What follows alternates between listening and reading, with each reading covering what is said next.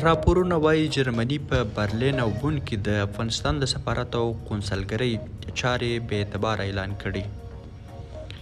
جرمني رسنیو راپور ورکړی چې د دغه هیواد د بهرنیو چارو وزارت د طالبانو هغه پریکړه منلې چې له مخې په برلین او بون کې د افغانستان د سفارت او قونسلګرۍ چارې بې اعتباره وګڼل شي.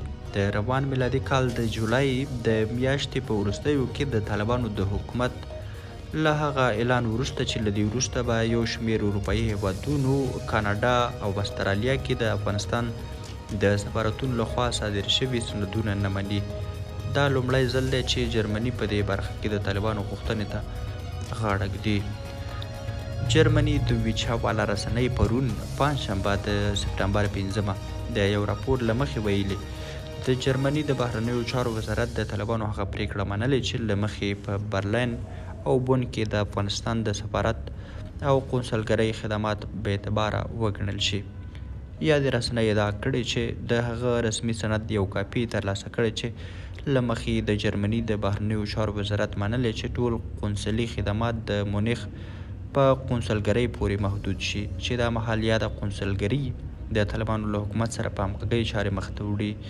خو د ویچا والا دغه شان د یاد مکتوب په حواله ویلي د جرمني د بهرنیو چارو وزارت د طالبانو هغه غوښتنه نه ده منلې چې د مونیخ قونسلګرۍ دې په ټول اروپا کې افغانانو ته قونسلي خدمتونه وړاندې کړي، ځکه په خبره یې د طالبانو دا غوښتنه د ډیپلوماتیکو اړیکو اړوند د وینا د 1961 کنوینسیون سره په ټکر کې ده.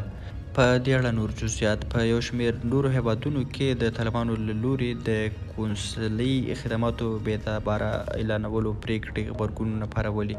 د دغې الماني رسنۍ د معلوماتو پر بنسټ د جرمني حکومت د یادې موضوع په اړه افغانستان کې د طالبانو له حکومت سره تخنیکي او فني خبرې اترې هم لرلې دي.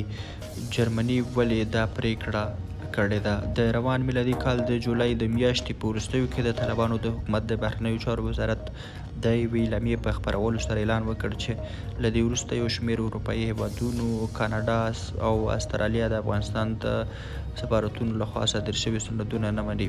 په اعلامیه کې راغلي وو یوازې په هالنډ، اسپانیا، بلغاریا او چک جمهوریت کې د افغانستان د سفارتونو او دغه شان د جرمني د منشن قونسلګرۍ خدمتونه وړاندې کول دوی ته د اعتماد وړ دي. جرمني کې میشت افغانان په دې اړه څه وایي؟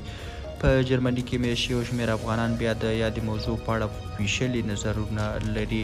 له شک پرته په برلین او بون کې د افغانستان د سفارت د چارو بې اعتباره کېدل یو ناهیلي کوونکې موضوع ده او د هغو افغانانو لپاره چې د جرمني په بېلابېلو ښارونو کې اوسېږي ځینې جنجالونه له ځان سره لري. نصیر احمد افغان جرمني کې میشت افغان کډوال د جرمني برلین ښار کې میشت افغان کډوال عبدالبشیر طاووس وایي د طالبانو له اعلان وروسته دوی له ستونزو سره مخ وو، خو له سیاسي مسایلو ورهاخوا د جرمني حکومت دغه پرېکړه چې منشن قونسلي چارې دوی ته د منلو دي تر یو بریده به د دوی ستونزې راکمې کړي.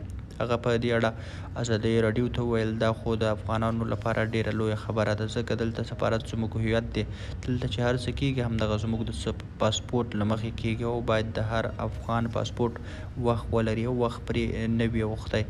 دلته ځینې خلک دي چې دایمي ویزې لري خو ځینې هغه بیا یې په 3 کلونو کې خپلې ویزې تمدید کړي. که چیرې مو پر پاسپورټونو وخت اوښتی وي دوی موږ ته ویزې نه راکوي. زموږ ډېرې ستونزې د پاسپورټ له مخې حل کیږي.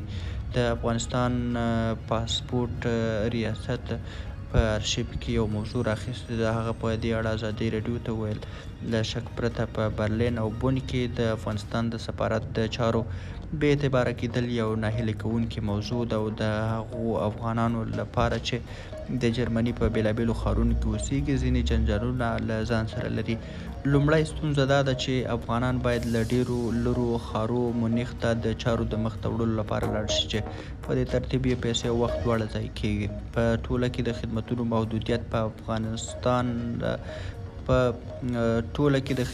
محدودیت په افغانان له ګڼو ستونزو سره مخ کړي او دا موضوع د اندېښنې وړ ده. د یادولو ده چې جرمني د تېرې اګست میاشتې په 20 نیټه 28 افغان کډوال چې د جرمني چارواکو په خبره په بېلابېلو جرمونو کې ښکېل وو افغانستان ته ډیپورټ کړل. که څه هم تر اوسه په دې تړاو له رسنیو سره هیڅ ډول معلومات نه دي شریک شوي چې دغه کسان د کومې هوکړې له مخې کابل ته استول شوي، خو د کډوالو چارو ځینو څارونکو له ازادۍ راډیو سره په خبرو کې ویلي ښایي د پردې تر شا د جرمني او د طالبانو د حکومت ترمنځ په دې اړه ځینې هوکړې شوې وي. درنو لیدونکو له ملتیا مو مننه، ښه وخت ښه شبې.